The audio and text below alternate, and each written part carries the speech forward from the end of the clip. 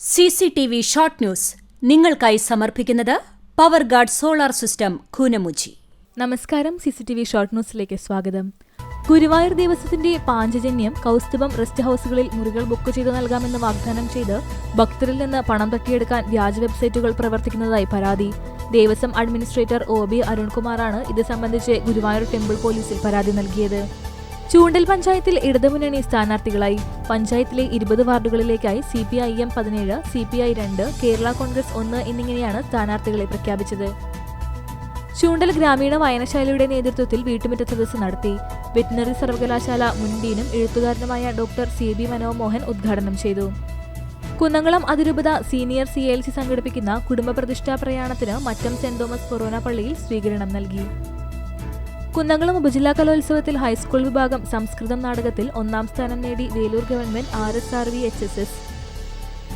RP Moidutty ഫൗണ്ടേഷന്റെ ആഭിമുഖ്യത്തിൽ സംസ്ഥാനത്തെ anganwadi, pre school, primary school കുട്ടികൾക്കായി വർഷം തോറും നടത്തിവരുന്ന റെയിൻബോ 2025 ഇരുമ്പെട്ടി ഹോപ്പ് പബ്ലിക് സ്കൂൾ വേദിയായി.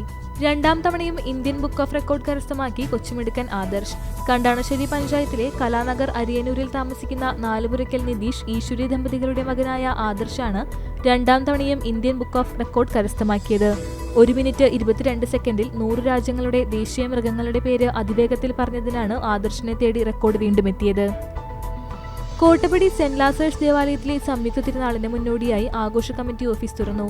വികാരി ഫാദർ ഷാജി കൊച്ചുപുരയ്ക്കൽ ഓഫീസ് ഉദ്ഘാടന കർമ്മം നിർവഹിച്ചു.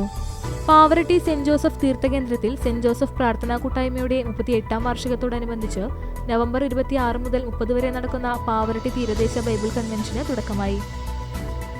CCTV ഷോർട്ട് ന്യൂസ് നിങ്ങൾക്കായി സമർപ്പിക്കുന്നത് power guard solar system Koonamuchi. ഇതോടെ ഷോർട്ട് ന്യൂസ് സമാപിക്കുന്നു. കൂടുതൽ വാർത്തകൾക്കും വിശേഷങ്ങൾക്കും ഞങ്ങളുടെ web page, Facebook page, YouTube എന്നിവ സന്ദർശിക്കുക. തത്സമയ വാർത്തകൾക്കായി www.cctv online.tv സന്ദർശിക്കുക. നമസ്കാരം.